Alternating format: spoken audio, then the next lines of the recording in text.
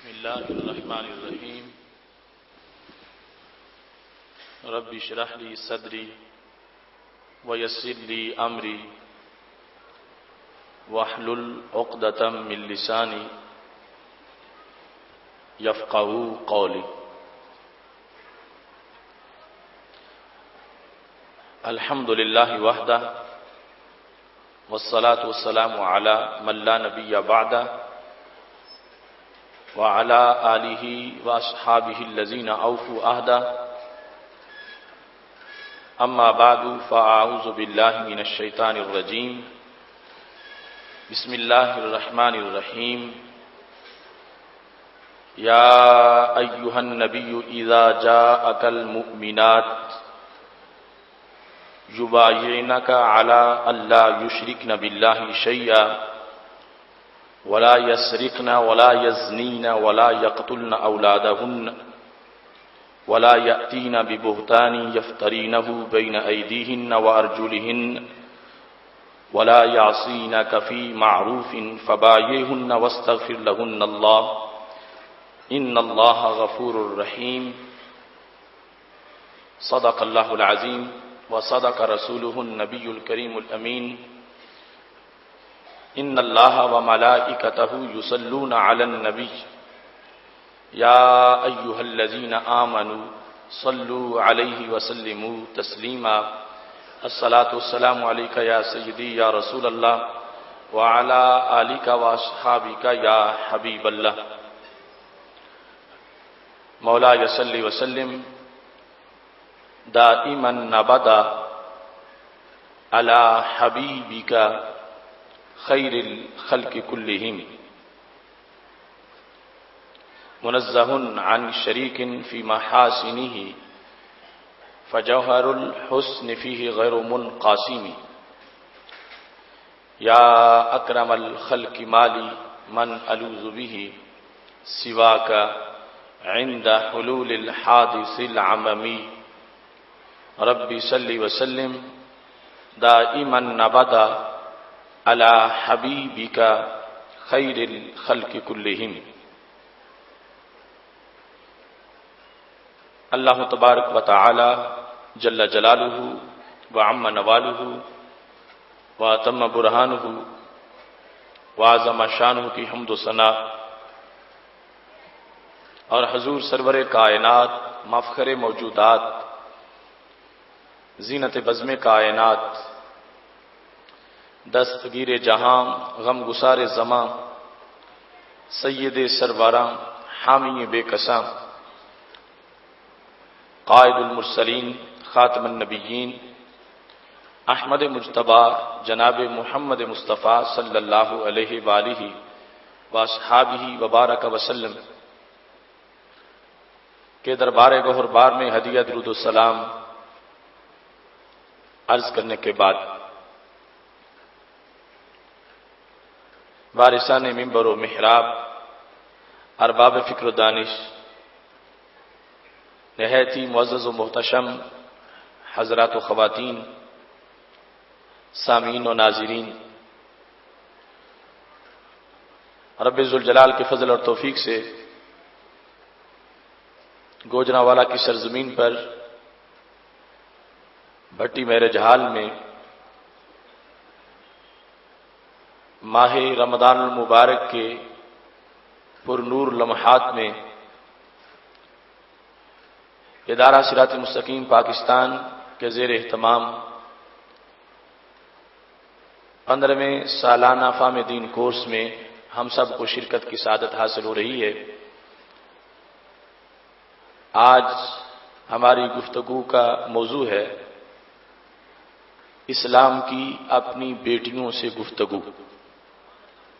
میری دعا ہے رب ذوالجلال ہم سب کو قرآن و سنت کا فہم عطا فرمائے، قرآن و سنت کے ابلاغ و تبلیغ اور اس پر عمل کی توفیق عطا فرمائے، اور اسلام کے بیٹوں اور اسلام کی بیٹیوں کو اپنے اسلام کی بات پر کان دھرنے کی اور عمل کرنے کی توفیق عطا فرمائے۔ اس سے قبل فہم دین کورس میں جو اس سے پہلے کے کورسز ہیں ان میں ایک کورس کے اندر یہ موضوع بیان ہو چکا ہے، دختران اسلام کا آئیڈیل کردار، اور گزشتہ کورس میں پردہ سے متعلق ایک اہم موضوع گزر چکا ہے۔ آج اسی سلسلہ کی بڑی ضروری گفتگو اسلام کی اپنی بیٹیوں سے گفتگو کے عنوان سے پیش کی جا رہی ہے۔ میری دعا ہے رب ذوالجلال ہماری اس کورس میں حاضری کو ہمارے دکھوں کا علاج بنائے، ہمارے گناہوں کا کفارہ بنائے اور ہمارے جنت میں جانے کا سبب بنائے۔ اسلام نے پہلے دن سے ہی مردوں کے ساتھ ساتھ عورتوں کی تعلیم اور تربیت پر خصوصی توجہ دی ہے۔ رسول اللہ صلی اللہ علیہ وسلم کے پاس خواتین اسلام مختلف مسائل کے استفسار کے لیے پہنچتی اور نبی اکرم صلی اللہ علیہ وسلم اپنے ابر کرم سے ان کی اس تشنگی کو بجھاتے اور ان کے قلب و نظر کو سیراب فرما دیتے۔ ایک دن ایک خاتون آئی، حضرت سیدنا ابو سعید خدری رضی اللہ تعالیٰ عنہ اس کی روایت کرتے ہیں اور صحیح بخاری شریف میں یہ حدیث شریف موجود ہے۔ رسول اللہ صلی اللہ علیہ وسلم کے پاس ایک صحابیہ آئیں اور انہوں نے یہ کہا، یا رسول اللہ صلی اللہ علیہ وسلم ذهب الرجال بحدیثک، یہ مرد حضرات جو ہیں انہیں ہر وقت اللہ کی طرف سے یہ سنہری موقع میسر ہے کہ آپ کی باتیں سنتے ہیں اور ان کو یاد کرتے ہیں، جبکہ ہمیں اتنا وقت نہیں ملتا، ان کو زیادہ وقت مل رہا ہے اور یہ آپ کے فرامین کو زیادہ یاد کر رہے ہیں، تو میں عورتوں کی طرف سے نمائندہ بن کے آئی ہوں، ہمارا بھی ایک تقاضا ہے، فاجعل لنا من نفسک یوما، ایک دن ہمیں عطا فرما دیں، جمعے کے اندر یعنی 7 دنوں کے اندر ایک دن ہمیں دے دیں، ناتی کفی ہے، اس دن میں ہم آپ کے پاس حاضر رہیں، تعلمنا مما علمک اللہ، جو رب نے تجھے سکھایا ہے آپ اس میں سے ہمیں بھی عنایت فرمائیں۔ یہ اس خاتون نے رسول اللہ صلی اللہ علیہ وسلم کے سامنے آ کر اپنی ایک تڑپ کا اظہار کیا، اور اس سے پتہ چلتا ہے کہ حق اور صداقت کے حصول کے لیے ایک رشک اور کسی کے ساتھ ایک مقابلہ، اس میں بھی اللہ کی طرف سے خیر کا کتنا سلسلہ موجود ہے، اور اس وقت کی دختر اسلام میں کس قدر دین کی تڑپ تھی۔ آج عورتیں جو حقوق مانگتی ہیں، مغرب زدہ عورتیں، کہ مردوں کو یہ ملا ہے تو ہمیں بھی یہ ملے، تو اس میں وہ باتیں عجیب و غریب ہوتی ہیں جس چیز کا وہ تقاضا کر رہی ہوتی ہیں۔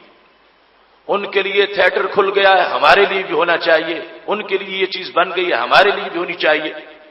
مگر اس وقت دختر اسلام رسول اللہ صلی اللہ علیہ وسلم کے لیے کے دربار میں موجود ہیں اور کہتے ہیں، یا رسول اللہ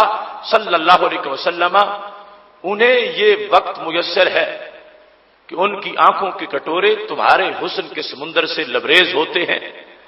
اور مردوں کے کان تمہارے قیمتی الفاظ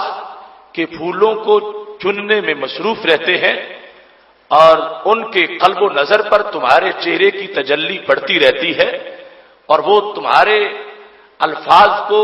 یاد کر کے اپنے سینوں کو منور کرتے رہتے ہیں، تو پھر ایک دن ہمیں بھی عطا فرما دو کہ جو صرف ہمارا دن ہو، اس دن ہماری کلاس لگے، آپ ارشاد فرمائیں، ہم سنیں، ہم یاد کریں، ہم آگے پہنچائیں۔ یہ ایک تڑپ تھی ایک خاتون اسلام کی، ایک صحابیہ کی۔ رسول اللہ صلی اللہ علیہ وسلم نے ان کی اس درخواست پر توجہ کرتے ہوئے فوراً فیصلہ فرما دیا، اجتمعنا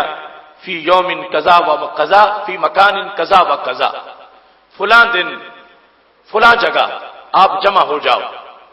اور میں تمہیں جو رب نے مجھے علم دیا ہے اس سے حصہ عطا فرماؤں گا۔ تو اس طرح یہ سلسلہ بڑا پرانا ہے کہ خواتین کا جو نصاب دین میں حصہ ہے، رسول اللہ صلی اللہ علیہ وسلم نے اس کے لیے باقاعدہ ان کو وقت دیا، باقاعدہ ان کو سکھایا، انہوں نے اپنا حصہ مانگا۔ سید عالم نور مجسم شفیع معظم صلی اللہ علیہ وسلم پہلے بھی ان کی طرف نگاہ عنایت فرما رہے تھے، انہیں ضروری مسائل خود اس کی تعلیم ان کی دے رہے تھے، لیکن بطور خاص اب ان کے لیے دن معین ہو گیا، جگہ کو معین کر دیا گیا، وقت کو معین کر دیا گیا کہ یہ دن تمہاری کلاس کا دن ہے، اس میں تم نے آنا ہے، اور میں جو رب نے مجھے قرآن دیا ہے اور علوم عطا فرمائے ہیں اس میں سے بیان کروں گا، تم سنو گی اور تم یاد کر کے آگے اپنی نسل تک اس علم کو منتقل کرو گی۔ رسول اللہ صلی اللہ علیہ وسلم کے اس سلسلہ کے مختلف خطابات ہیں جو درجنوں نہیں سینکڑوں ہیں کہ جن میں آپ نے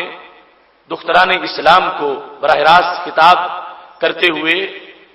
ان کو مختلف احکام پر مطلع کیا اور ان کی جو علمی حیثیت ہے اس کی تعمیر کی، اور وہ خواتین جو پہلے ایک عام سا مبلغ علم رکھتی تھی وہ اس امت میں کوئی مفسرہ بن گئی، کوئی محدثہ بن گئی، کوئی فقیہہ بن گئی، وہ ولیہ، وہ مفکرہ، یہ انداز رب ذوالجلال نے ان خواتین کو عطا کیا کہ رسول اللہ صلی اللہ علیہ وسلم کی آمد سے پہلے جن کا نام سوائے جہالت اور حقارت کے حوالے کے اور کچھ نہ تھا، محبوب علیہ الصلوۃ والسلام نے ان کو بلند مقام بھی دیا اور اپنی طرف سے ان کو علوم کا ایک مکمل نصاب بھی عطا فرمایا۔ اس سلسلہ میں قرآن مجید برہان رشید کی سورہ ممتحنہ کی آیت نمبر 12، اس میں ایک خاص عہد کا ذکر ہے جو رسول اللہ صلی اللہ علیہ وسلم نے خواتین سے لیا کہ یہ اس بات پر میرے ساتھ وعدہ کرو کہ عہد کر لو اور یہ بیعت کر لو کہ جو میں کہہ رہا ہوں اس پر تم نے پکے رہنا ہے اور کبھی بھی زندگی میں آگے سرے منہ بھی نہیں جانا، اور یہ اپنی زندگی کا مکمل نصاب رکھنا ہے۔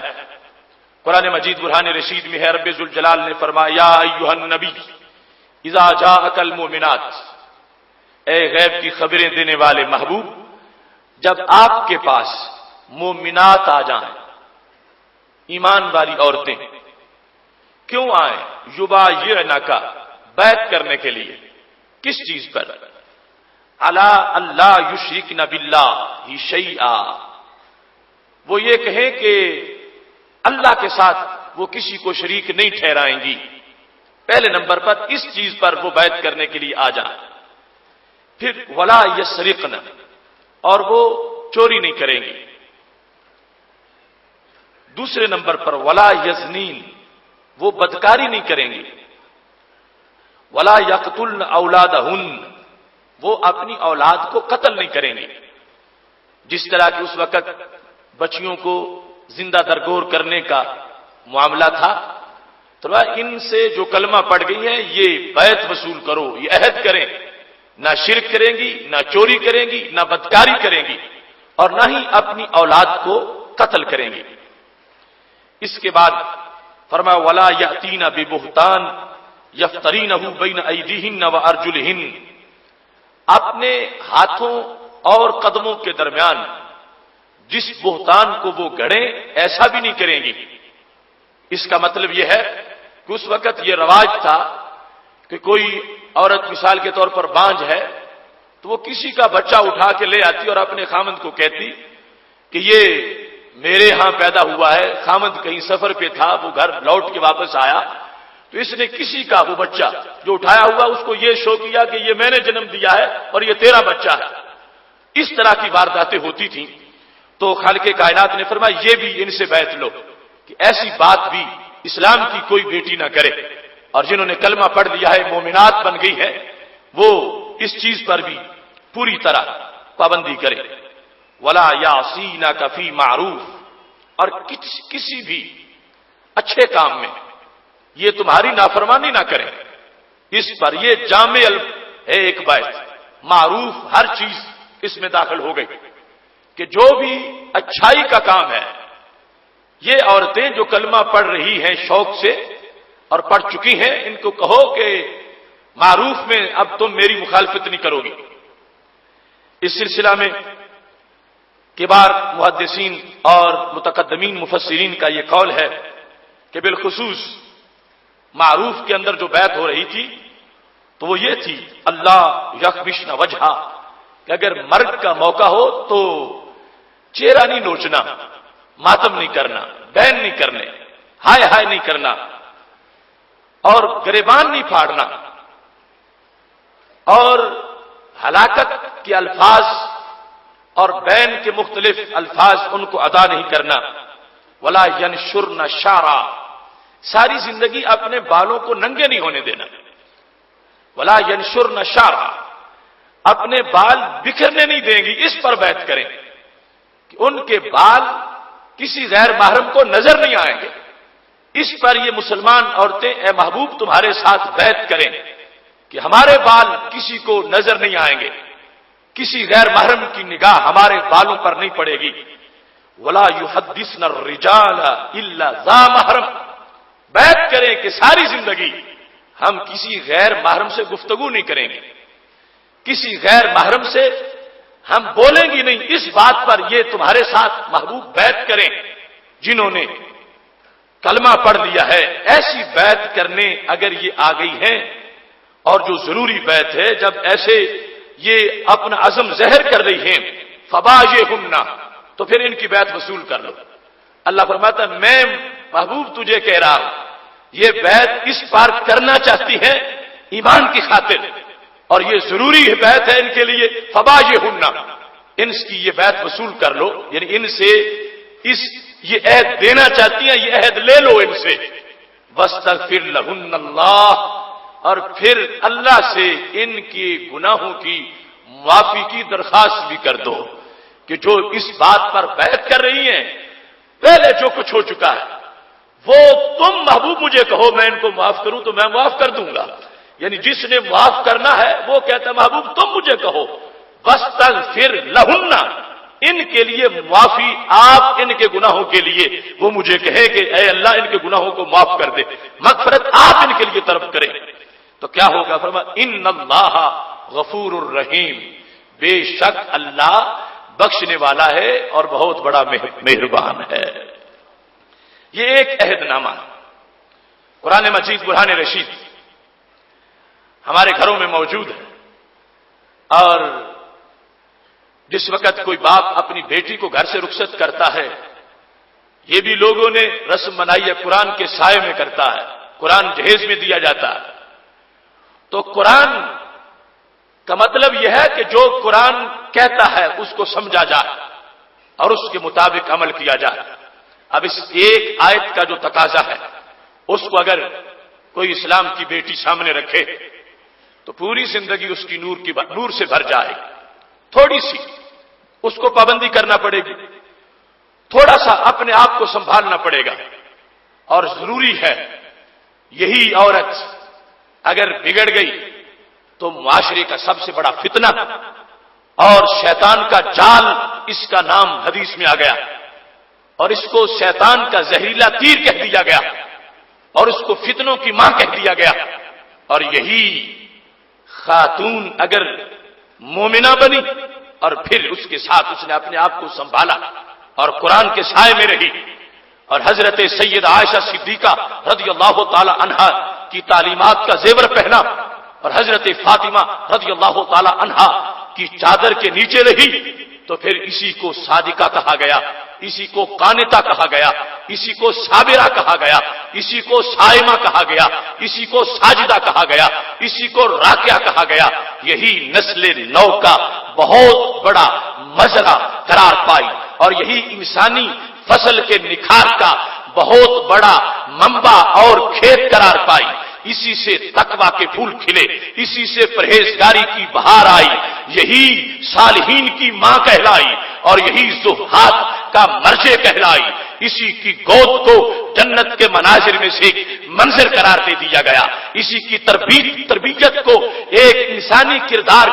کی بہت بڑی درسگاہ قرار دے دیا گیا، اور اس ایک عورت کے شستہ کردار کو 70 صدیقوں سے بڑا کردار قرار دے دیا گیا، کیونکہ اس نے قرآن کو سیکھا ہے، قرآن کو سنا ہے، نبی علیہ السلام کے فرمان کو سن کر اپنی پوری زندگی اس کے زیر سایہ بسر کر ڈالی ہے۔ محتشم سامعین حضرات، ایک طرف آج کا ماحول کہ آج موبائل کا استعمال اور پھر اس میں پیکج اور گھنٹوں غیر محرموں سے باتیں، اور ادھر قرآن کا یہ فرمان ولا یاسین کا فی معروف، میرے محبوب جس نے میرا کلمہ پڑھنا ہے وہ زندگی بھر غیر محرم سے نہیں بولے گی، اس کی بات نہیں ہوگی، وہ بیعت کرے اس پر تو اس سے بیعت وصول کرو، اور یہ بیعت لازم ہے۔ ادھر ایک جملہ بولنا حرام ہو، گناہ کبیرہ، سوائے اس کے کہ کوئی مریضہ ہے وہ حکیم کو بتانا چاہتی ہے اپنا مرض،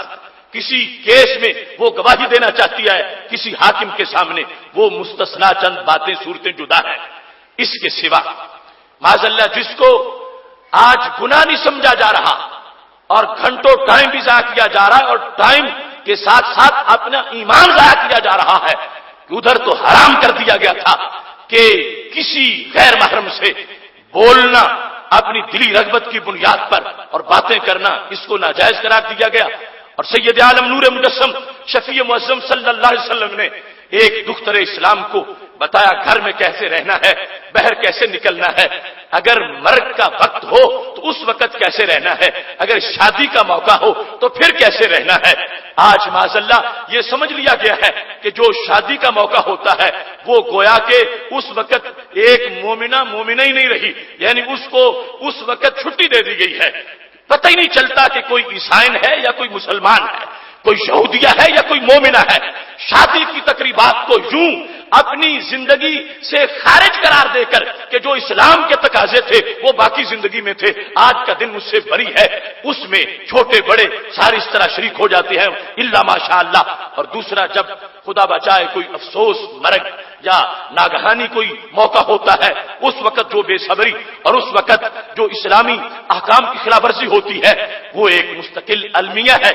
آج اس وقت رمضان المبارک کے اس پرنور ماحول میں قرآن ہمارے سامنے ہے اور دھیان ہمارا اس کی طرف ہے، اور رب ذوالجلال کا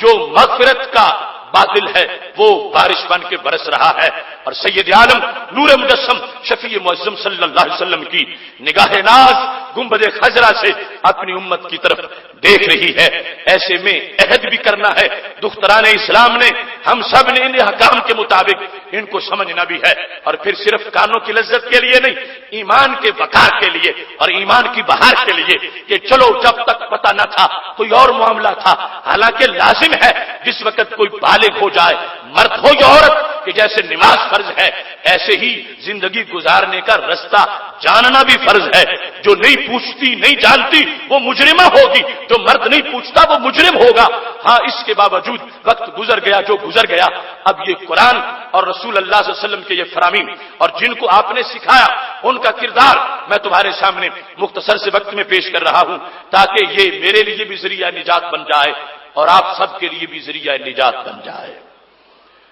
رسول اللہ صلی اللہ علیہ وسلم اس آیا کریمہ کی تشریح، سب سے مشکل وقت وہ ہوتا ہے جب کسی کا باپ فوت ہو گیا، کسی کی ماں فوت ہو گئی، کسی کا بیٹا فوت ہو گیا،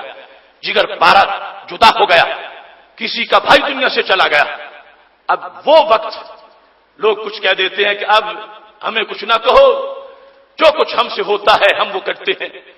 اور جو کچھ زبان پہ آتا ہے ایسے ایسے شکوے رب سے، ایسے ایسے جھگڑے رب سے ایسی ایسی باتیں رب کو تانے کی زبانوں سے نکلتی ہیں کہ جس میں پتہ ہی نہیں چلتا کہ اس بندے نے رب کو رب مانا بھی ہے یا نہیں. اس نے دیا تھا وہ بچہ تو اس نے کوئی قیمت تو وصول نہیں کی تھی. اب اگر اس کے دنیا سے چلے جانے پر ایسے رب سے جھگڑے ہوں گے اور شکوے ہوں گے تو پھر رب ذوالجلال ناراض ہو جائے گا. اور جہاں صبر کا منظر ہوگا خالق کائنات فرشتوں کو کہے گا ابنوا لہو بیتا فی الجنہ وسموہ بیت الحم. جنہوں نے بچے کی میت پہ کھڑے ہو کے صبر کیا ہے فرشتوں ایک نیا محل ان کے لیے جنت میں بناؤ اور کہو یہ وہ ہے کہ جو صبر کرنے پر باپ کو مل جاتا ہے. ایسے ہی والدہ کا مقام. سید عالم نور مجسم شفیع معظم صلی اللہ علیہ وسلم کی ایک صحابیہ آ گئی. پاک محبوب علیہ الصلوۃ والسلام کا وہ یہ درس سن چکی تھی کہ سید عالم نور مجسم شفیع معظم صلی اللہ علیہ وسلم نے یہ ارشاد فرمایا تھا، بخاری شریف میں موجود ہے، لیس منا من لطم الخدود وشق الجیوب ودعا بدعوى الجاہلیہ. فرمایا وہ عورت میری امت میں نہیں ہے، لیس منا وہ ہماری نہیں، وہ ہم سے نہیں، وہ ہمارے طریقے پر نہیں. کون؟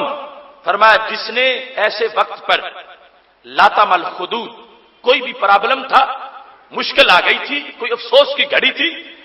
تو کیا کیا اس نے اپنے چہرے کو پیٹنا شروع کر دیا. لطم الخدود، اپنے رخساروں پہ مارنا شروع کر دیا. تو میرے محبوب علیہ السلام نے فرمایا جس نے ایسا کیا میں نے اس کو دھکا دے دیا، نکل گئی وہ امت سے وہ خود. لطم الخدود، جس نے اپنا چہرہ پیٹا وہ ہم میں سے نہیں ہے. مطلب یہ ہم نے اپنی شریعت اپنے طریقے سے اس کو نکالا، وہ خود نکل گئی. اور کون؟ فرمایا جس شق الجیوب، جس نے گریبان پھاڑا. یعنی یہ عادتیں ہیں خواتین کے اندر، یعنی بے صبری میں کپڑے بھی پھاڑ دیتی ہے.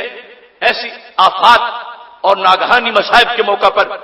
تو میرے محبوب علیہ الصلوۃ والسلام فرماتے ہیں جس نے ایسا کام کیا وہ میری ملت سے نہیں ہے، وہ میری امت سے نہیں ہے. اب کتنا بڑا جملہ ہے اور کتنی بڑی کھڑکی ہے اور کتنا جھنجھوڑ رہے ہیں میرے محبوب علیہ الصلوۃ والسلام جو سارے جہانوں کے لیے رحمت بن کے آئے ہیں اور جو ذرے ذرے پر ابر کرم بن کے برسے ہیں. اور جنہوں نے دیکھا کہ انسانیت جہنم میں جا رہی ہے فرمایا تم تو پتنگوں کی طرح چھلانگیں لگا کے جہنم میں جا رہے تھے، انا آخذ بحجزکم، میں نے تمہیں کمر سے پکڑ لیا ہے، تمہیں جہنم میں نہیں جانے دوں گا. اتنا سمجھایا ہے، اتنا سکھایا. فرمایا میں بتا رہا ہوں کہ جس نے کلمہ پڑھ لیا، اب وہ عورت اگر ایسے موقع پر، اور عورت کے لیے تو مرد کا نصاب بھی یہ ہے، یعنی مرد یہ نہ سمجھے کہ ہمارے لیے کوئی چھٹی ہے، لیکن چونکہ زیادہ ایسے واقعات ان سے سرزد ہوتے ہیں تو محبوب علیہ الصلوۃ والسلام فرمانے لگے شق الجیوب، جس نے گریبان پھاڑ لیا وہ ہم میں سے نہیں. اس کا دوسرا معنی یہ ہے کہ جس نے قمیص کا سامنے گریبان بنوا لیا فرمایا وہ اسلام کی بیٹی نہیں ہے. شق الجیوب، جس نے قمیص میں سر ڈالنے کے لیے گریبان سامنے بنایا فرمایا وہ اسلام کی بیٹی نہیں ہے. ودعا بدعوى الجاہلیہ، جس کا باپ فوت ہو گیا تھا یا بھائی یا بیٹا تو بول رہی تھی واہ جبالا واہ عددا، اس طرح کے لفظ اپنی طرف سے بین میں استعمال کر رہی تھی. تو فلاں کا فلاں، تو کتنا بڑا تھا، تو کتنا بڑا تھا، اور اللہ نے تجھے دنیا سے اٹھا کر ہمارا کتنا بڑا نقصان کیا، اللہ کو کتنی ضرورت تھی تیری، معاذ اس طرح کی باتیں اور اس فوت شدہ کی اس طرح کی تعریف جو باتیں اس میں موجود نہیں ہے. فرمایا جو عورت اس انداز میں کسی کے مر جانے پر اپنے اہو بکا اپنے الفاظ استعمال کرے گی اور دعوی جاہلیہ کہا کہ یہ جاہلیت کی آوازیں ہیں، جس نے ایسا کیا رسول اللہ صلی اللہ علیہ وسلم ارشاد فرماتے ہیں اس کا تعلق میری امت سے نہیں ہے. میری امت میں جو ہے وہ قانتہ صابرہ خاتون ہے کہ جس وقت ایسا موقع بن گیا اس نے پھر بھی رب کا شکر کیا، صبر کیا،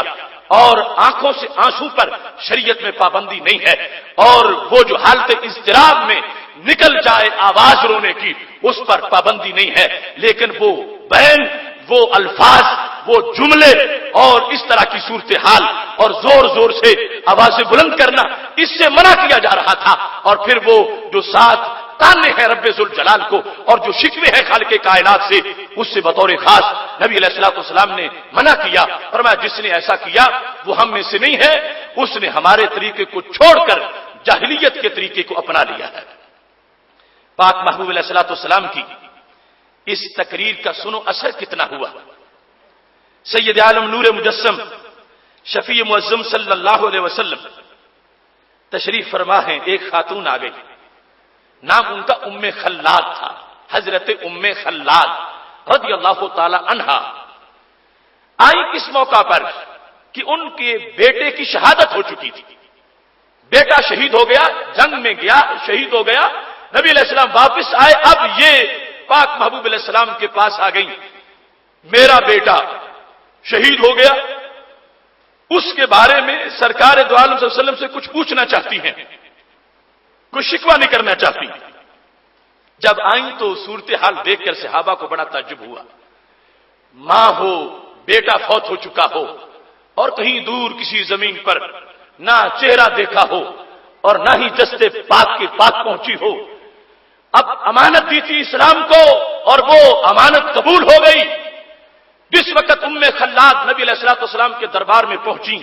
صحابہ کہتے ہیں وہی یا متنقبہ، تو چہرے کا نقاب کیا ہوا تھا، پورا باپردہ جس وقت آئیں، تسأل عن ابنہا، نبی علیہ السلام سے اپنے بیٹے کے بارے میں پوچھ رہی تھی، وہو مقتول، بیٹا شہید ہو چکا تھا۔ فقال لها بعض اصحاب النبی صلی اللہ علیہ وسلم جئتی تسألین عن ابنک وانت متنقبہ، اپنے شہید بیٹے کے بارے میں پوچھنے آئی ہو اور اتنا نقاب کیا ہوا ہے۔ صنف نازک کو جب ایسا تیر لگتا ہے تو ہوش اڑ جاتے ہیں، یہ آغاز ہے صدمے کا، اس وقت تمہیں خبر پہنچی ہے کہ بیٹا شہید ہو گیا ہے اور اتنا نقاب کر کے اتنے صبر سے آئی ہو۔ صحابہ کرام علیہم رضوان تعجب سے دیکھ رہے تھے۔ اس سے جب پوچھا، دیکھو ایک اسلام کی بیٹی صبر کا کتنا بڑا کوہ ہمالہ ہوتی ہے، اور جس نے نبی علیہ السلام سے سیرت کے سبق پڑھے ہیں اس کا کردار کتنا شستہ کردار ہوتا ہے، اور کس حد تک رب ذوالجلال ان کو عظمت عطا فرماتا ہے۔ ایسا جملہ بولا، قیامت تک کی اسلام کی بیٹیوں کو ایک نصاب عطا کر دیا۔ حضرت ام خلاد رضی اللہ تعالی عنہا سے جب صحابہ پوچھ رہے تھے، بیٹا شہید ہو گیا اور چہرے کا اتنا پردہ اس وقت بھی کیا ہوا ہے، حالانکہ جاہلیت میں وہ عورتیں سر بھی کھول دیتی تھیں، بال نوچ رہی ہوتی تھیں، اور تم اتنے وقار سے پردے کی حالت میں آ کے اپنے بیٹے کی شہادت پوچھ رہی ہو۔ تو حضرت ام خلاد رضی اللہ تعالی عنہا کہنے لگیں، ان ارزا ابنی فلن ارزا حیائی، میرے محبوب کے غلاموں بیٹا شہید ہوا ہے، حیا تو شہید نہیں ہوا۔ ان ارزا ابنی، شہادت میرے بیٹے کی ہوئی، فلن ارزا حیائی، شہادت میری حیا کی تو نہیں ہوئی۔ میرے بیٹے کا جنازہ اٹھا، میری حیا کا جنازہ تو نہیں نکلا، یہ ٹھیک ہے، جگر پارا میرا دل سے جدا ہو گیا اور بیٹے کی شہادت کی خبر نبی علیہ السلام سے سن رہی ہوں، مگر جو ان کا دیا ہوا سبق ہے مجھے اس سے پتا چل رہا ہے، محبوب کا کھلا چہرہ سامنے ہو، بچے کی شہادت پر بھی میں بے صبری کیوں کروں؟ تمہارے دم سے ہے آباد میرا گلشن ہستی، جو تم ہو تو خزاؤں کا کوئی خطرہ نہیں مجھ کو۔ یا رسول اللہ صلی اللہ علیہ وسلم، آپ کے صدقے سب کچھ ملا، آپ کی زیر سایہ اس نے جام شہادت نوش کر لیا۔ صحابیہ ہیں، صنف نازک ہیں اور جواب دے رہی ہیں، ایسا موقع ہے تو میں اپنے حیا پر پانی نہیں پھیروں گی، اپنی حیا کو برقرار رکھوں گی، اور جو نبی علیہ السلام کا دیا ہوا طریقہ ہے اس طریقے کے مطابق ہوں۔ اب دیکھو جاہلیت کا زمانہ کیسا تھا، انقلاب کیسے آیا ہے، یہ بیعت کرنے والی عورتیں، انہوں نے نبی علیہ السلام کی اس بیعت کی لاج کیسے رکھی ہے کہ ایسے ایسے گمبھیر حالات میں جہاں کلیجہ منہ کو آتا ہے اور انسان کے جگر پگھل جاتے ہیں، یہ صنف نازک پھر بھی صبر کر کے قیامت تک کی بیٹیوں کو بتا رہی تھی کہ بعد میں آنے والیوں تم نے دیکھنا ہے کہ ہم نے جنہوں نے براہ راست نبی علیہ السلام سے پڑھا تھا، ہمارا کردار کیا ہے، ہمارے کردار کو دیکھ کر تم نے اپنا کردار استوار کرنا ہے کہ ایسے موقع پر جب مصیبت آ جائے تو وہ مصیبت کسی اور چیز پہ ہو، وہ تمہاری حیا پہ مصیبت نہ ہو، وہ تمہارے شرم پہ مصیبت نہ ہو، وہ تمہارے پردے کا جنازہ نہ نکل جائے، بلکہ اس وقت بھی پردے میں رہ کر یہ ثابت کرو کہ ہم نے کسی اور کا کلمہ نہیں پڑھا، ہم نے گنبد خضرا کی ہریالی کی قسم کھائی ہے۔ آج تو ہمیں ایسے بھی نام نہاد مفکرین کا سامنا ہے جو کہتے ہیں چہرے کا پردہ ہوتا ہی کوئی نہیں، بس باقی پردہ ہے،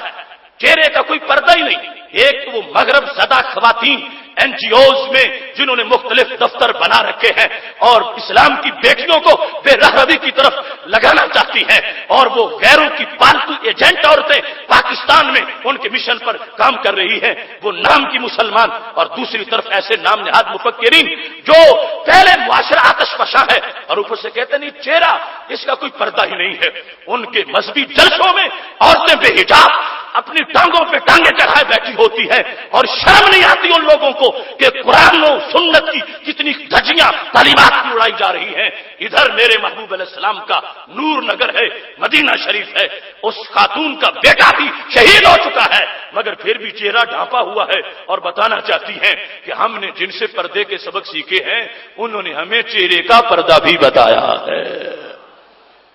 محتشم سامعین حضرات، یہاں اس بات کو بڑا اچھی طرح سمجھنا چاہیے کہ کس طرح اس موقع پر اسلام نے اپنی بیٹی کی تعلیم دی اس کو اور اس کی تربیت کی۔ بخاری شریف میں یہ بات بھی موجود ہے،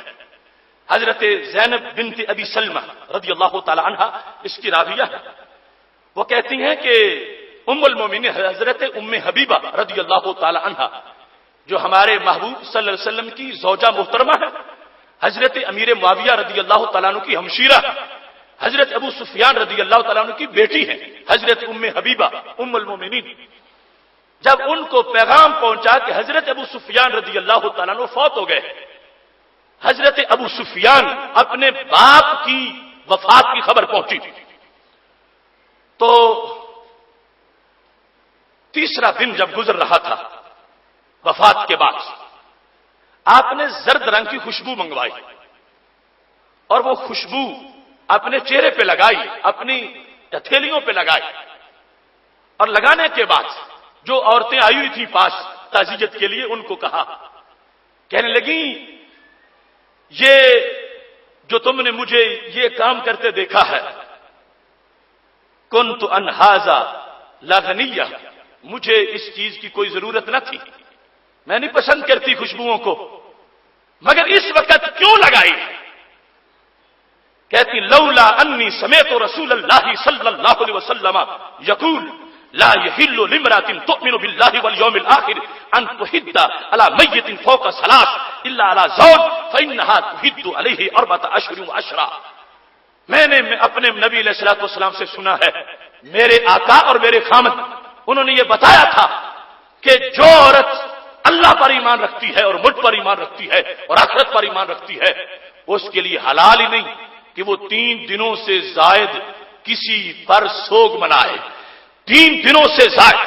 کسی کے فوت ہو جانے کے بعد حالت سوگ میں رہے سوائے زوج کے، اگر اس کا زوج فوت ہو جائے تو پھر وہ ایسا کر سکتی ہے کہ 4 مہینے اور 10 دن حالت سوگ میں رہے گی، اس کے سوا خواہ باپ فوت ہو جائے، خواہ بیٹا فوت ہو جائے، خواہ بھائی فوت ہو جائے، اس کے لیے یہ جائز نہیں ہے کہ وہ سوگ کی حالت میں رہے۔ کہنے لگی ابا جی میرے فوت ہوئے تھے، 3 دن مکمل ہو گئے ہیں، میں خوشبو لگا کے بتانا چاہتی ہوں کہ میرا آخرت پر بھی ایمان ہے، میرا اللہ پر بھی ایمان ہے، میرا رسول اللہ صلی اللہ علیہ وسلم پر یقین ہے۔ میں نے صرف اس لیے خوشبو لگائی ہے کہ میری بیٹیوں کو پتا چلے کہ ہماری امی ام حبیبہ کے ابا جی جب فوت ہوئے تھے تو انہوں نے نبی علیہ السلام کے فرمان کو پس پشت نہیں ڈالا تھا، نبی علیہ السلام کے فرمان کو سامنے رکھا تھا۔ فرمایا مجھے خوشبو لگانے کی کوئی حاجت نہ تھی، لیکن یہ خوشبو اس طرح لگانا یہ سوگ کے ختم کرنے کا اعلان ہے، تو میں یہ زرد رنگ کی خوشبو لگا کر یہ بتا رہی ہوں کہ جو نبی علیہ السلام سے سنا ہے اس پر عمل کر کے ہم یہ ثابت کرنی چاہتی ہیں کہ ہم نے جاہلیت کی ساری رسمیں مسترد کر دی ہیں اور ہم نے نبی علیہ السلام کی غلامی کا پٹا گلے میں ڈالا ہے۔ حضرت ام حبیبہ رضی اللہ تعالی عنہا سے نہیں اور بھی متعدد صحابیات سے، امہات سے ایسی باتیں مروی ہیں اور ان کا ذکر بھی بخاری شریف میں ہے۔ اختصار سے صرف یہ مختصر سا پہلو آپ کے سامنے ذکر کر رہا ہوں کہ سید عالم نور مجسم شفیع معظم صلی اللہ علیہ وسلم نے ہر چیز کے لحاظ سے ایسا نصاب عورتوں کو عطا کیا کہ جو حالت، جیسا موسم اور جس قسم کے مراحل ہیں ان میں باقاعدہ رہنمائی فرمائی ہے، اور رہنمائی کرنے کے ساتھ ساتھ ان کو اتنا شستہ کردار پھر ملا ہے وہاں ماحول کے اندر کہ جن عورتوں نے سنا تھا انہوں نے عمل کر کے دکھایا کہ نعرے عشق کے اور محبت کے کھوکھلے نہیں تھے، سچے نعرے تھے کہ نبی علیہ الصلوۃ والسلام نے جہاں کھڑا کر دیا ہے، اسلام کی بیٹی نے ساری زندگی وہی گزاری ہے، کیونکہ یہاں سے آگے جانے کو سرکار جب حرام کہتے ہیں تو میں سرکار سے پیار کر کے آگے پھر جاؤں، یہ کیسے ہو سکتا ہے؟ یہ سنت مطہرہ کا جذبہ تھا کہ جس پر پوری ملت اسلام میں اگر ہم نظر دوڑاتے ہیں تو پیچھے ہمیں ایسی مائیں نظر آتی ہیں کہ جنہوں نے اپنے صالح کردار کے ساتھ آج تک اسلام کی متاع کرام آیا پر پہرا دے کے دکھایا ہے۔ اور تو اور رہا، جب ان ازواج میں یا یہ جو دختران اسلام ہیں ان کا اپنا وقت وصال آیا تو اس میں سیر فہرست میں آپ کو بات سناؤں، وہ جو شہزادی کونین رسول اللہ صلی اللہ علیہ وسلم کی جگر کا ٹکڑا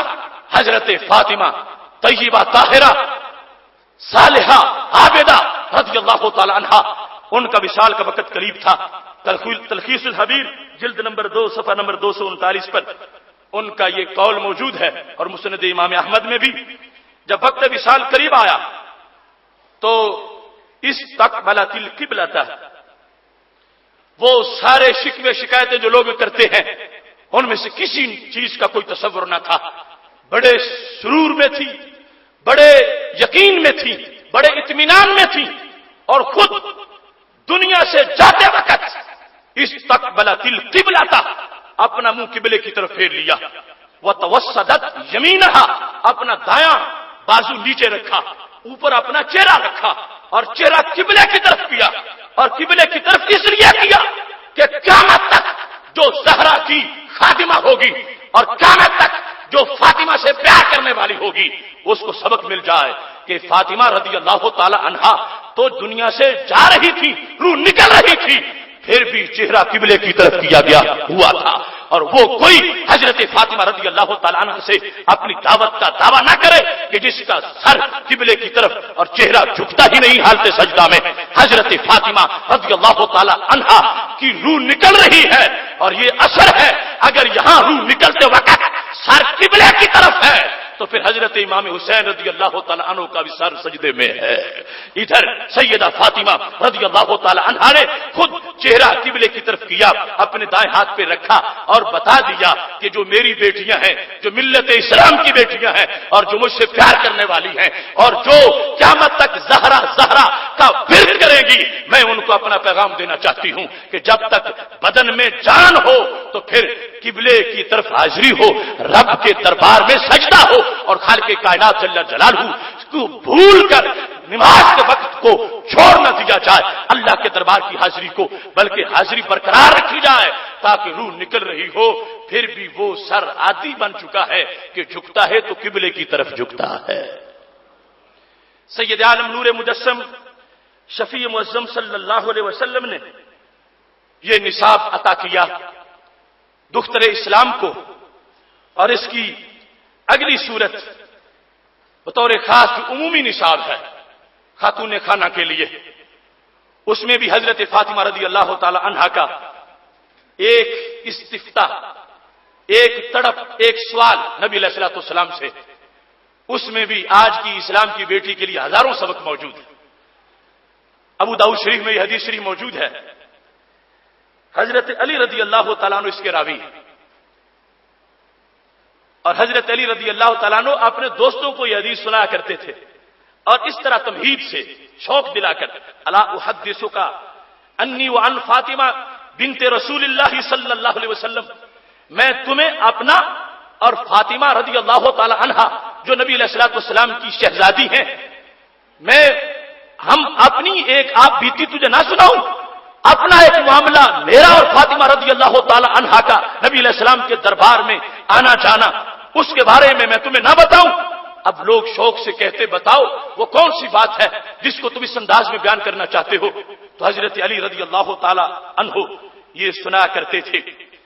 کہنے لگے فاطمہ رضی اللہ تعالی عنہا، جن کے بارے میں پچھلا موضوع جو اہل بیت اطہار کا گزرا ہے تم نے سنا کہ حضرت سلمان فارسی رضی اللہ تعالی عنہ گئے تھے حضرت علی رضی اللہ تعالیٰ عنہ کو بلانے کے لیے، تو چکی چل رہی تھی، کوئی ہاتھ نظر نہیں آ رہا تھا، تو نبی علیہ السلام نے فرمایا اللہ نے کچھ فرشتوں کی ڈیوٹی لگا رکھی ہے کہ وہ اہل بیت کی چکی چلا دیتے ہیں، آٹا پیس دیتے ہیں۔ وہ منظر اور اس سے پہلے کا منظر، وہ مقام کیسے ملا اور وہ عظمت کیسے ملی؟ حضرت علی رضی اللہ تعالی عنہ کہتے ہیں کہ حضرت فاطمہ رضی اللہ تعالی عنہا اتنی بڑی شخصیت ان کی، اتنا بڑا مقام ان کا، مگر خاتون خانہ ہونے کے لحاظ سے کرتی کیا تھی، کردار کتنا تھا، اور اپنے گھر کو کیسے چلاتی تھی، اور گھر کے چلانے میں ان کا طریقہ کیا تھا؟ کہنے لگے انہا جرت برہا حتی اثر فی یدہا، کہ حضرت فاطمہ رضی اللہ تعالی عنہا نے اپنے گھر روٹی پکانے کے لیے، آٹا پیسنے کے لیے اتنی چکی چلائی کہ اس چکی کی دستی کے نشان حضرت فاطمہ رضی اللہ تعالی عنہا کے ہاتھوں پہ پڑ چکے تھے۔ آج یہ حدیث سنتے وقت آج بھی دختران اسلام کو سوچنا ہے کہ وہ فاطمہ طیبہ طاہرہ سیدہ کائنات رضی اللہ تعالی عنہا، وہ جنتی خواتین کی سردار فاطمہ رضی اللہ تعالی عنہا، وہ امور خانہ میں اگر ہوتا رسول اللہ صلی اللہ علیہ وسلم سے ان کا تقاضا تو سونے کا گھر بنا کے دے دیا جاتا۔ حضرت فاطمہ رضی اللہ تعالی عنہا، حضرت علی رضی اللہ تعالیٰ عنہ کہتے ہیں اتنی چکی چلائی انہوں نے، ہاتھوں میں نشان پڑ گئے۔ وسطت بالقربۃ حتی اثر فی نہرہا، نہر کہتے ہیں چھاتی کے اوپر والے حصے کو، کہتے ہیں انہوں نے کنویں سے مشکیزیں اتنے بھرے کہ رسا یہاں رکھ کے کھینچتی تھی تو چھاتی پہ داغ پڑ چکا تھا۔ کنویں سے پانی نکالتی ہیں اپنے بچوں کے لیے، اپنے گھر کے لیے، وہ ڈول کھینچتی ہیں، روزانہ بار بار کھینچتی ہیں، ادھر ہاتھوں پہ نشان ہیں، ادھر چھاتی کے اوپر، وہ سینے کے اوپر والے حصے پہ نشان بن چکے ہیں۔ پھر حضرت علی رضی اللہ تعالی عنہ کہنے لگے وَكَنَسَتِ الْبَيْتَ، گھر میں جھاڑو دیتی تھی، حتی برت ثِيَابُهَا، یہاں تک کہ کپڑے گرد آلود ہو جاتے تھے۔ آج دیکھو اپنے گھر کی صفائی ایک عورت کے لیے آر ہے، شرم ہے، اور کہتی ہے 10 خادمائیں ہوں وہ کام کریں، میں گھر کا کام کیوں کروں؟ میں تو اتنے بڑے باپ کی بیٹی ہوں۔ تو کون ہے جو حضرت فاطمہ سے بڑے باپ کی بیٹی ہو؟ حضرت فاطمہ رضی اللہ تعالی عنہا امور خانہ کے اندر کیسا کردار ہے؟ حضرت علی رضی اللہ تعالی عنہ کہتے ہیں کانا سد، جھاڑو دیا البیتا، گھر میں، حتی برت ثیابہا، یہاں تک کہ کپڑے گرد آلود ہو جاتے تھے۔ کہتے ہیں اسی دوران جب اتنی مشقت کرتی تھی تو ہمیں پتا چلا کہ نبی علیہ الصلوۃ والسلام کے پاس کچھ غلام اور کچھ لونڈیاں آ گئی ہیں اور نبی علیہ السلام ان کو تقسیم کرنا چاہتے ہیں صحابہ میں۔ تو حضرت علی رضی اللہ تعالیٰ عنہ کہتے ہیں قلت، میں نے کہا لو اتیتی ابا کے، اے فاطمہ وقت اچھا ہے، چلو اپنے ابا جی کے پاس، فسالتی ہے خادمہ، تو نبی علیہ السلام سے ایک لونڈی مانگ کے لے آؤ، خادمہ ہو، وہ گھر کام کرے، کیا حال ہے تو فوجدت عنده خداسا، مگر دیکھا کہ سرکار تو پروانوں کے جھرمٹ میں ہے، کوئی ادھر صحابی کوئی ادھر صحابی دائیں بائیں بیٹھے ہیں، لوگ اپنی حاجات مانگ رہے ہیں، سوالات پوچھ رہے ہیں، نبی علیہ الصلوۃ والسلام جواب دے رہے ہیں۔ اب دیکھو سرکار نے دین کو کتنا ٹائم دیا، وہ بیٹی جو جگر کا ٹکڑا ہے ان کو یہ حوصلہ نہ ہو سکا کہ میں کہوں باجی میں آ گئی ہوں، میں بات کرنا چاہتی ہوں، ان خادموں کو اپنے پاس سے ہٹا دو، یہ کہیں بیٹھ جائیں انتظار کریں، پہلے میں تو ملاقات کر لوں۔ اس دین کو اتنا پیار دیا ہے محبوب علیہ الصلوۃ والسلام نے کہ پیاری فاطمہ یہ نہ کہہ سکیں کہ جو پاس بیٹھے صحابہ ہیں ان کو اٹھا دو اور میں اپنی بات کر لوں. حضرت فاطمہ رضی اللہ تعالی عنہا کی یہ تربیت تھی. کہنے لگی جب میں نے لوگوں کو مسائل پوچھتے دیکھا تو میں خود سمجھ گئی, میں واپس آ گئی. میں نبی علیہ الصلوۃ والسلام سے بات نہ کر سکی, نہ میں نے کسی کو کہا کہ اٹھ جاؤ میں آ گئی ہوں, میں بات کرنا چاہتی ہوں. کہتی ہیں میں لوٹ کے واپس آ گئی. حضرت علی رضی اللہ تعالی عنہ کہتے ہیں دوسرے دن میں بھی ساتھ گیا تو حضرت فاطمہ رضی اللہ تعالی عنہا نبی علیہ السلام کی در پاک پہ پہنچی. جب وہاں پہنچی تو محبوب علیہ الصلوۃ والسلام نے فرمایا ما کان حاجتک, فاطمہ بتاؤ کیا حاجت ہے, کس کام کو آئی ہو. یعنی یہ نبی علیہ الصلوۃ والسلام تو دلوں کی بات جانتے ہیں کہ آج کا آنا کس انداز میں ہے. ما حاجتک, فاطمہ حاجت کیا ہے, کس کام کے لیے آئی ہو. فسکتت, حضرت فاطمہ رضی اللہ تعالی عنہا چپ کر گئی, بولتی نہیں. کل آ کے چلی گئی کہ لوگ بیٹھے ہیں, اب تو کوئی اور بیٹھا نہیں. نبی علیہ السلام پوچھتے ہیں حاجت کیا ہے, کام کیا ہے, کیوں آئی ہو فاطمہ. تو حضرت فاطمہ رضی اللہ تعالی عنہا خاموش ہو گئی. فقلت, حضرت علی کہتے ہیں میں نے کہا انا احدثک یا رسول اللہ صلی اللہ علیہ وسلم, یہ چپ کر گئی ہیں, میں بتاتا ہوں یہ کیوں آئی ہے. حضرت علی رضی اللہ تعالیٰ عنہ جو حدیث لوگوں کو سناتے ہیں بیان کر کے کہ میں تمہیں سناؤں کہ نبی علیہ السلام کے دربار میں میری اور فاطمہ کی حاضری کیسے ہوئی.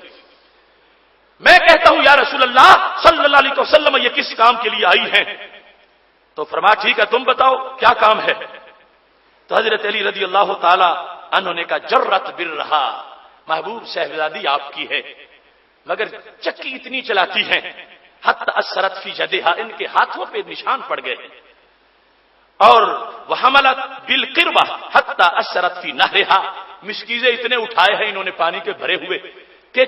چھاتی پر بھی نشان بن گئے ہیں. اور یہ سارا کام گھر کا. فلما ان جاءک الخدم امرتها ان ناتیک,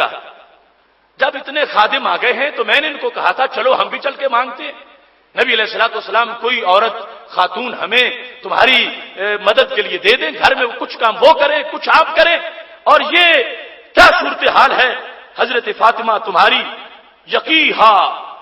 حرما ہی فیہ, کہ جس مشقت میں حضرت فاطمہ پڑی ہوئی ہے میں چاہتا ہوں کہ آپ کوئی خاتمہ دے دیں تاکہ یہ اتنے بڑے کام سے مشقت سے بچ جائے. اب اس میں کئی پہلو قابل غور ہیں. آج یہ باتیں ان کو اگر کوئی عام سا کسی کا سسر اپنے داماد کے بارے میں ایسی باتیں سن لے کہ وہ میری بیٹی کو تو اس نے کوئی چیز بھی نہیں سہولت دے رکھی, میری بیٹی خود آٹے پیستی ہے, خود مشکیزیں اٹھا رہی ہے, خود بوکر بھاری وہ جھاڑو دے رہی ہے, تو وہ اپنے داماد کو جھڑکیاں سسر دینا شروع کر دے کہ تم نے کیا کیا.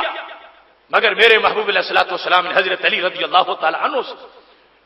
ایک لفظ بھی ایسا ذکر نہیں کیا. اور ان چیزوں پر یہ سکوت میرے محبوب علیہ الصلوۃ والسلام کا یہ بتاتا ہے کہ یہ خاتون خانہ کے کام ہے. اگر اس کو یہ کرنے پڑ گئے ہیں تو اس میں کوئی قباحت نہیں, یہ اس کو کرنے چاہیے. ہاں اگر کسی کے پاس سہولت کے مواقع ہیں تو وہ فراہم کرے, ورنہ یہ کوئی لازم نہیں خامند پر کہ وہ ان چیزوں کے اہتمام میں اس کا مواخذہ کیا جائے کہ اس نے کیا کیا ہے کیا نہیں کیا. اب سید عالم نور مجسم شفیع معظم صلی اللہ علیہ وسلم نے یہ چیزیں دیکھ لی, اور دوسرا اپنی طرف سے جو پیار ہے میرے محبوب علیہ السلام کو حضرت فاطمہ رضی اللہ تعالی عنہا سے وہ بھی طے شدہ ہے کہ سب سے زیادہ محبوبہ ہے محبوب علیہ السلام کی, یعنی سب سے زیادہ ان سے پیار ہے. تو یہ بھی ایک طبی طور پر بھی ایسا تقاضا ہو سکتا تھا کہ پتہ ہی نہیں چلا اتنی مشقت فاطمہ کر رہی ہیں, آج کے بعد ایسا فاطمہ مت کرنا, میں ابھی سے بندوبست کرتا ہوں. وہ چاہے تو جنت کی ہزاروں حوریں حضرت فاطمہ کی دہلیز پہ آ کے کھڑی ہو جائے. مگر میرے محبوب علیہ السلام کا جملہ کیا تھا, سمجھتے تھے کہ آج میں اپنی فاطمہ کے لیے ہزاروں حوریں تو کھڑی کر سکتا ہوں, مگر کل امت کی بیٹیاں بھی تو ہوں گی. ایسا نصاب دوں کہ ان کو بھی نصاب مل جائے, ایسی چیز دوں کہ وہ میرے جگر کے ٹکڑے کوئی نہیں, میرے امتی جو ہے ان کے جگر پاروں کو بھی نصاب مل جائے. میرے محبوب علیہ السلام کے ہاں کمی تو کوئی نہ تھی, جو فرماتے فوراً میسر ہوتا اور ہمیشہ کے لیے وہ سلسلہ ایسا جاری ہو جاتا حضرت فاطمہ رضی اللہ تعالی عنہا کے لیے. لیکن محبوب علیہ السلام کے لفظ سنو, اور یہ سبق ہے کہ باپ اپنی بیٹی کو جو بیاہ کے بھیج دی ہے وہ آگے کچھ کہے تو یہ آگے اس کو کیا کہے، باپ کیسے دلاسا دے، باپ کیسے تربیت کرے، باپ کیسے اس خاندان کو آباد رکھنے کے لیے کردار ادا کرے۔ میرے محبوب علیہ الصلوۃ والسلام ایسی بات بھی کر سکتے تھے کہ حضرت فاطمہ رضی اللہ تعالی عنہا کا دل برداشت ہو جاتی کہ مجھے تو اس گھر میں کچھ دیا ہی نہیں جا رہا۔ سرکار مزید فرماتے اگر کہ یہ فاطمہ تم کیا کرتی ہو، نہیں، نبی علیہ الصلوۃ والسلام نے جو جملے بولے فرمانے لگے یا فاطمہ تو اتق اللہ، فاطمہ خدا سے ڈرو، یا فاطمہ تو اتق اللہ۔ وہ جو پہلے ڈرنے والی فاطمہ ہے رات مصلی پہ گزر جاتی ہے، دن روزے میں گزر جاتی ہے، مشقت بھی کرتی ہے۔ اتق اللہ یا فاطمہ، فاطمہ رب سے ڈرو،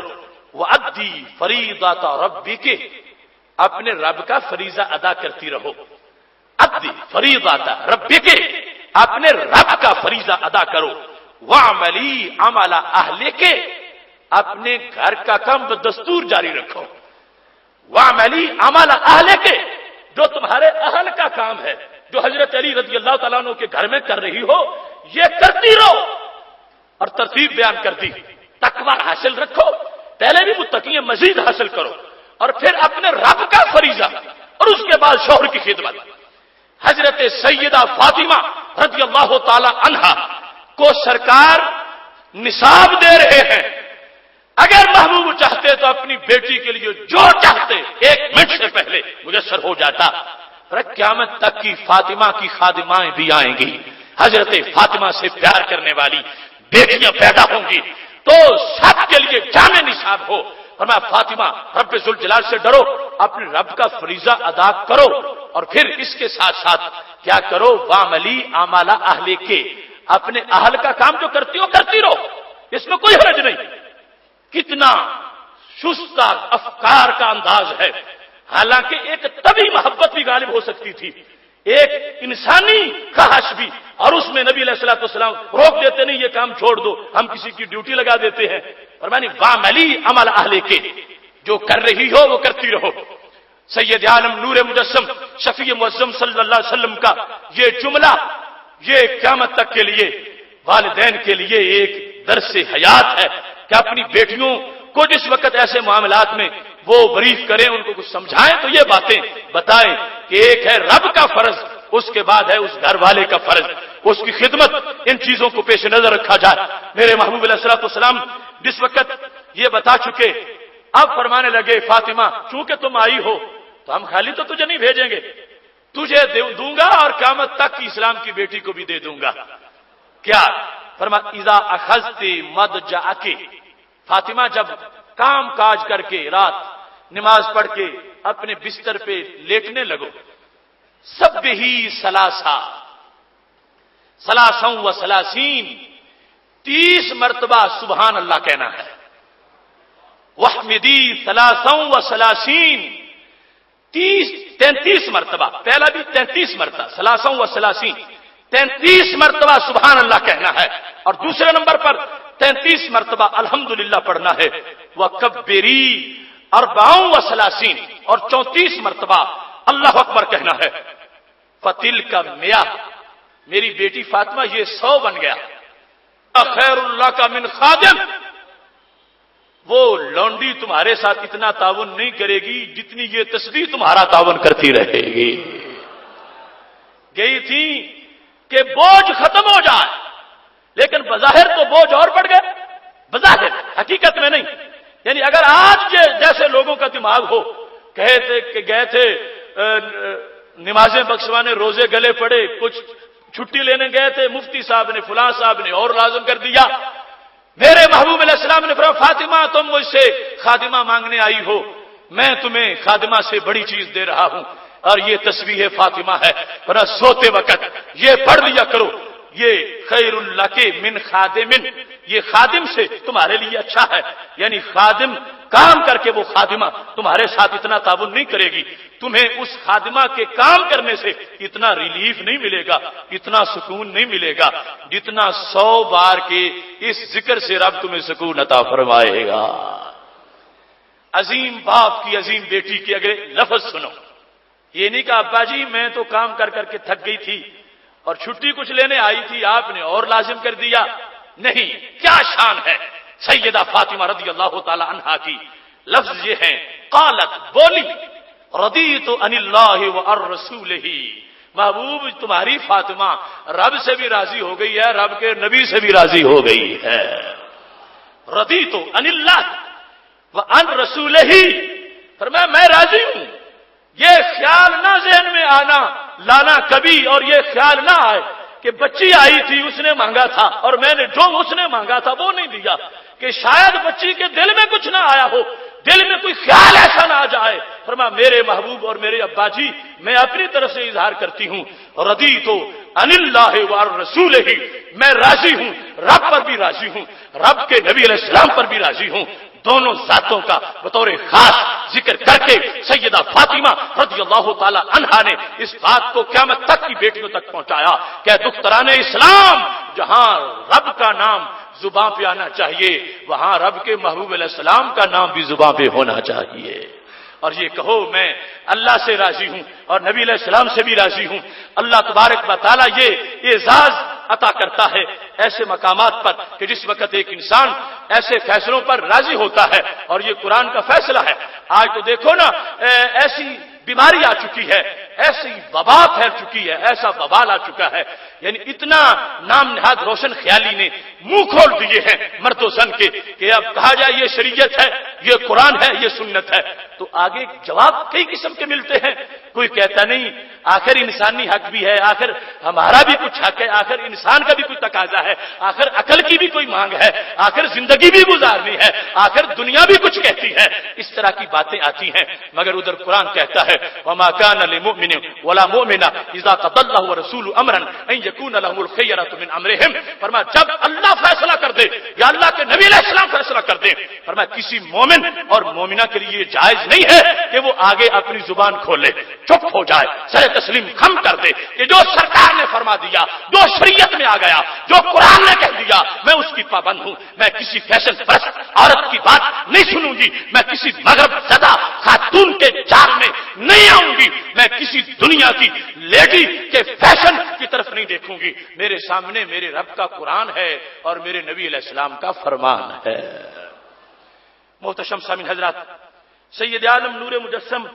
شفیع معظم صلی اللہ علیہ وسلم نے جو مختلف اسباق دیے ہیں ان میں سے یہ گھر کے اندر رہنا اور پھر زندگی کا سفر طے کرنا. آج خالق کائنات جل جلالہ ہر بندے کے گھر کو شریعت کا رنگ عطا فرمائے. لوگ آ کر ایسی ایسی داستانیں بیان کرتے ہیں کہ انسان سن کے حیران رہ جاتا ہے کہ کیا کلمے کا اثر کتنا باقی رہ گیا. ایسے خرافات عورتوں میں آ گئے, ایسے فیشن, ایسی حماقتیں, یعنی عقل سلیم بھی ان چیزوں کی اجازت نہیں دیتی کہ جائے کہ کوئی شریعت اس میں سے کسی چیز کی حمایت کرتی ہو. اور سب کچھ چھوڑ کے یہ بھول چکی وہ اسلام کی بیٹی کہ میں نے کلمہ کس کا پڑھا تھا. کلمہ پڑھتے وقت یہ کہا تھا کہ اب اللہ اور اللہ کے نبی صلی اللہ علیہ وسلم مرضی تمہاری ہوگی, میری کوئی مرضی نہیں ہے. جو تم کہو وہ میرا دین, جو تم کہو وہ میری شریعت, جو تمہارا فیصلہ وہ میرا لائف کوڈ, میری زندگی کا نصاب. مگر راہ زندگی میں چلتے چلتے بھول گئی, کبھی کسی صنم خانے میں, کبھی کسی فیشن قدے میں, اور کبھی کسی بیوٹی پارلر میں, اور کبھی کسی فیشن شو میں, اور کبھی کسی انداز میں, کبھی کسی میلے ٹھیلے میں. اسے یاد نہ رہا کہ عہد کیا کیا تھا, کلمہ کیا پڑھا تھا, دستور کس انداز کا ہونا چاہیے. اور پھر مجھے افسوس سے کہنا پڑتا ہے کچھ مذہبی لوگوں نے اب میلاد کے نام پر بھی میلے اس انداز کے فیشن شو اور ثقافتی انداز میں مذہبی تقریبوں کو شو کرنے کے انداز شروع کر دیے ہیں. بے پردہ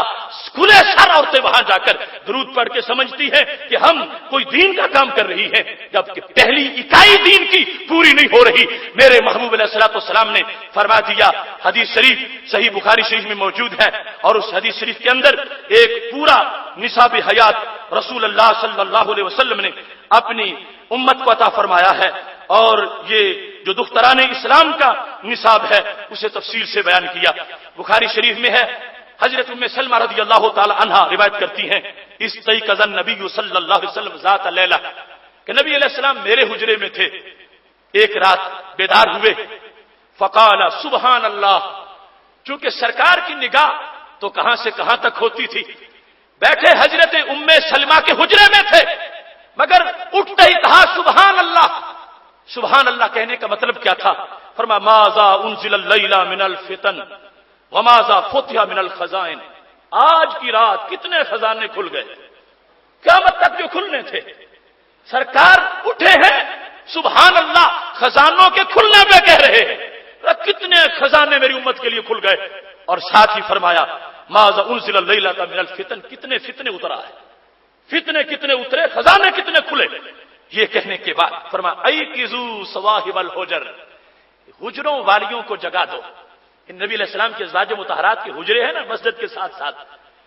حجرے والیوں کو، حجروں والیوں کو جگا دو، جو وجود ہے ازواج نبی علیہ السلام کے، ان کو حجروں والیوں کو جگا دو۔ اس کے بعد ایک جملہ بولا، قیامت تک کی دختر اسلام کو سبق دیا، ربا کاسیا فی الدنیا عاریہ فی الآخرہ، بہت سی عورتیں دنیا میں جو لباس پہننے والی ہیں حشر میں ننگی ہو چکی ہوں گی۔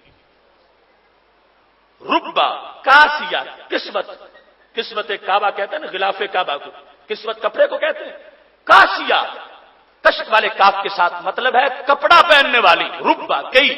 ربا کاسیا فی الدنیا، بہت سی عورتیں جو دنیا میں کپڑے پہنے ہوئی ہیں حشر ہوگا عاریہ، ننگی ہوں گی، فی الآخر، آخرت میں۔ سید عالم نور مجسم شفیع معظم صلی اللہ علیہ وسلم کے اس جملے کے 3 مطلب ہیں۔ پہلا یہ ہے کہ بہت سی عورتیں جو دنیا میں محلوں میں رہ رہی ہیں، 20 سوٹ ہیں، 40 ہر فنکشن میں جانے کا علیحدہ، بڑے ناز ہیں، بڑے نخرے ہیں، یہی عورتیں آج جن کو دوسرے فنکشن میں پہلا سوٹ پہن کے جانا پسند نہیں، قیامت کے دن بدن پر 1 انچ کپڑا بھی نہیں ہوگا۔ کیوں؟ کردار ایسا ہے، چھوڑ دیا میری شریعت کو، امام بنا لیا فیشن کو، کلمہ پڑھ لیا رواج کا۔ ربا کاسیا فی الدنیا، بڑے بڑے نوابوں کی بیویاں، بڑے بڑے جاگیرداروں کی بیویاں، بڑے بڑے مالداروں کی بیویاں،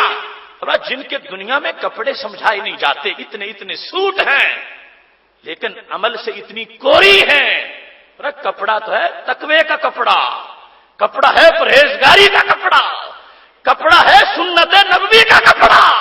اور میں جو آج وہ کپڑا پہنے گی کل قیامت کے دن بھی پردے میں ہوگی۔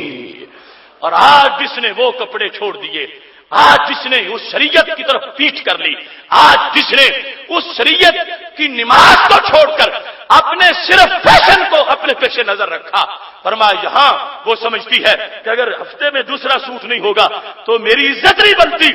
کیا سوچتی ہے یہ عزت کو؟ حشر میں جب یہ ننگی ہو چکی ہوگی، ربا کاسیا فی الدنیا عاریہ فی الآخرہ، دنیا میں بہت سے سوٹ پہننے والی آخرت میں ننگی ہو چکی ہوں گی۔ کس بنیاد پر؟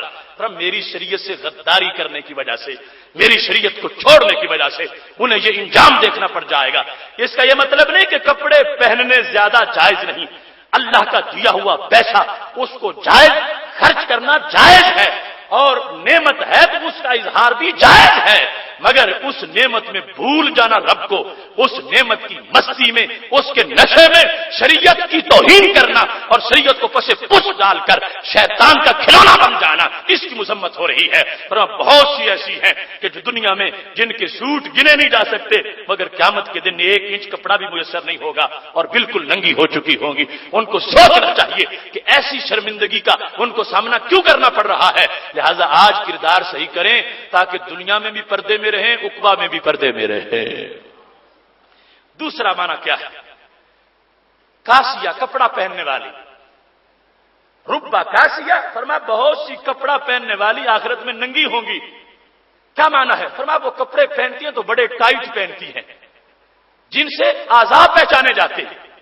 جسم کے اعضاء کی شناخت ہو سکتی ہے۔ وہ یہ نہیں دیکھتی کہ شریعت نے پردہ لازم کیا اور شریعت نے کپڑے کا حکم دیا، وہ یہ کہتے ہیں اب نیا فیشن کیا آیا ہے، कपड़ा सिमट सिमट के कम हो के इंसानी बदन पर टाइट होते होते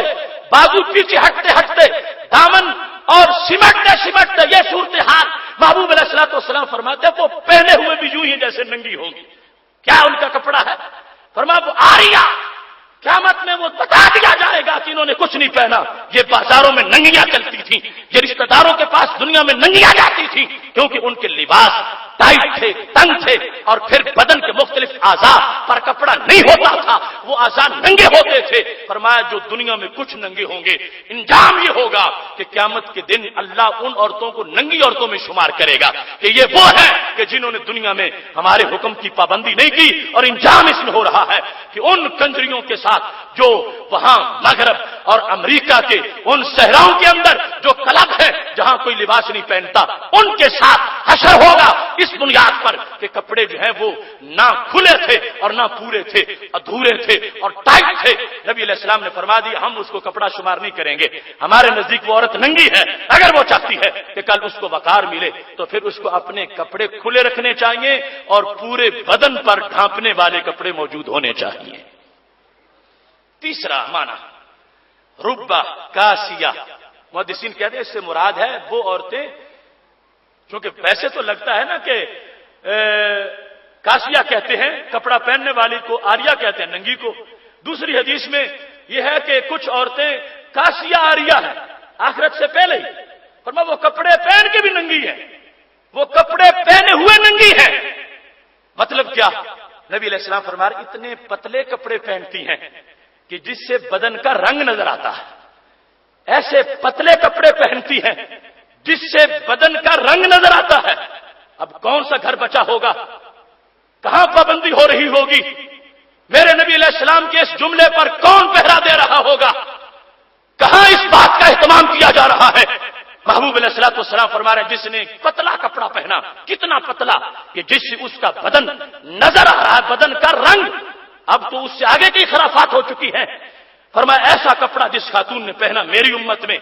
मैं उसको कपड़े वाली नहीं कहता, मैं उसको नंगी कहता हूं। सरकार फरमाते वो नंगी है, उसने कपड़ा नहीं पहना। पतला कपड़ा खातून का कपड़ा नहीं है, पतला कपड़ा खातून का लिबास नहीं है, पतला कपड़ा वो खातून का लिबास शरीयत में शुमार नहीं हो रहा। ये फरमान है हमारे महबूब अलैहिस्सलाम का। इस सिलसिला में एक तजवीज भी है टेक्सटाइल वालों के लिए कि वो जो रोजाना कोई ऐसी वैरायटी ला रहे हैं हर बाद वाले वक्त में जो पहले से मजीद वो पतली है, हल्की है और इस तरह की सूरत हाल बनती जा रही है, तो उनको एहतमाम करना चाहिए। कोई खरीदे या ना खरीदे, वो ऐसी चीजें न बनाए और फिर लेने वाली अगर कलमा पढ़ने वाली है उनको सोचना चाहिए कि जिस रब ने हमें नमाज का हुक्म दिया है उस रब ने कपड़े का भी हुक्म दिया है। और नबी अलैहिस्सलाम ने नमाज की जैसे रकतें बयान की हैं ऐसे इस कपड़े की किस्में भी बयान की हैं। और मेरे महबूब अलैहिस्सलाम से प्यार का तकाजा यह है कि आज इस्लाम की बेटी इतने अपने कपड़े वो जो शरीयत चाहती है, यानी जिससे बदन की ना नुमाइश हो, ना आज़ा की शनाख्त हो सके और ना ही पतला कपड़ा हो, गहरा कपड़ा पहनकर अपनी तरफ से ये सबूत दे कि मैं इश्क रखती हूं अपने महबूब अलैहिस्सलाम का और मैं शरीयत मुताहरा की अलंबरदार हूं। और पूरे पर्दे के साथ जिस वक्त वो एहतमाम करने वाली है तो नबी अलैहिस्सलाम ने 70 सिद्दीकों से बड़े सवाब का ऐलान फरमाया है। मोहतरम सामीन हजरात, एक एक हदीस ये फरमान है मेरे महबूब अलैहिस्सलाम का। सोसाइटी में मैं आपके साथ हूं, यानी कोई इस बुनियाद पर आपसे नहीं बात कर रहा कि मेरा अमल जो तुमसे कहीं आगे है और अच्छाई में मैं कहीं तुमसे आगे हूं। नहीं, मैं भी आपकी तरह इन हदीसों का, इस निसाब का एक तालिब इल्म हूं। मुझसे मुआखजा है, मेरी भी कोशिश है कि ये मुकम्मल तौर पर इस पर अमल होना चाहिए। और ये दर्द बांटना ही इस वक्त इदारा सिरात मुस्तकीम का मंशूर है कि उम्मत जिस वक्त भूलती जा रही है, पिछड़ गई हक के रास्ते से और बिगड़ गई राह हक के छोड़कर और ऐसे ऐसे फैशन और बतौर खास वो जो पाक मकामात हैं मुकद्दस, जहां से नस्लें आबाद होनी हैं और जहां तकवे के फूलों की उम्मीद रखते हो, अगर वहां परहेजगारी नहीं होगी तो तकवे की फसल कैसे पक सकेगी? और उस परहेजगारी के ज़ाब्ते ये हैं जो और नहीं हमारे महबूब अलैहिस्सलाम ने अपनी जुबान से खुद बयान फरमाए हैं। इसके साथ साथ इस्लाम की एक बेटी का जज्बा دین میں ہر لحاظ سے اتنا کامل ہونا چاہیے کہ اس میں جوش جہاد بھی ہو،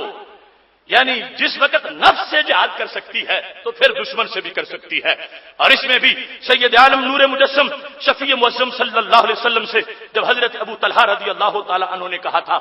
ابو طلحہ جنگ حنین میں تھے، اگلے سبق میں اس کا ذکر ہو رہا تھا کہ بڑی سخت تیر اندازی تھی حوازن کی طرف سے حنین میں، اور مسلمانوں کو بڑی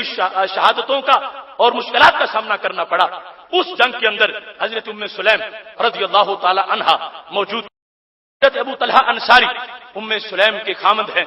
حضرت ام سلیم کا پہلا نکاح مالک کے ساتھ تھا،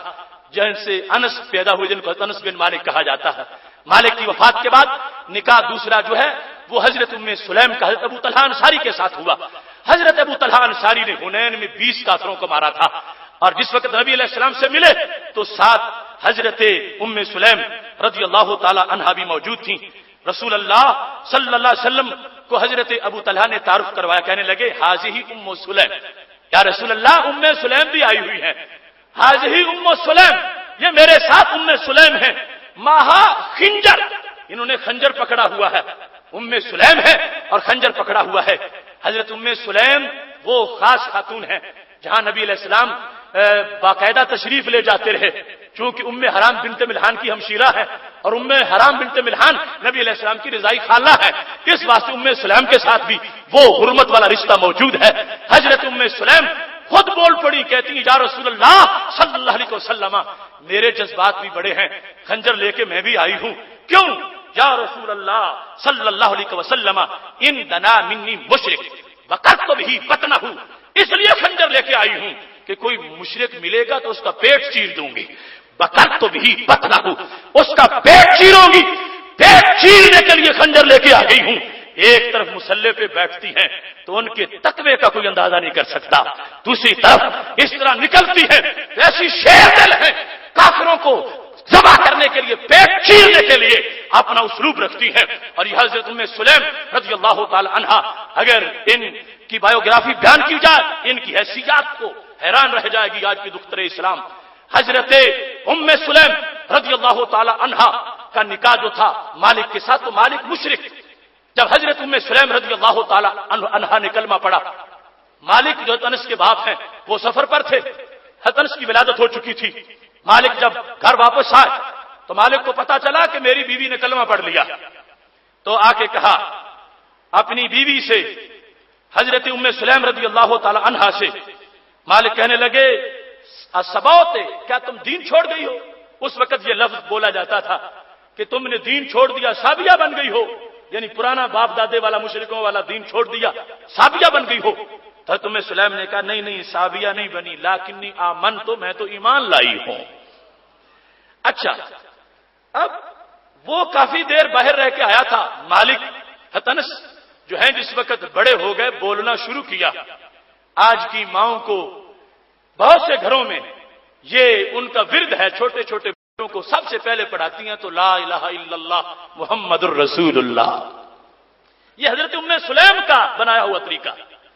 اب حضرت انس جب کچھ بولنے لگے تو حضرت ام سلیم کہتی ہیں اپنے اس ننھے بیٹے سے، تلقین انسا، حضرت انس کو تلقین کرتی ہیں، کیا قل لا الہ الا اللہ، انس کہو لا الہ الا اللہ،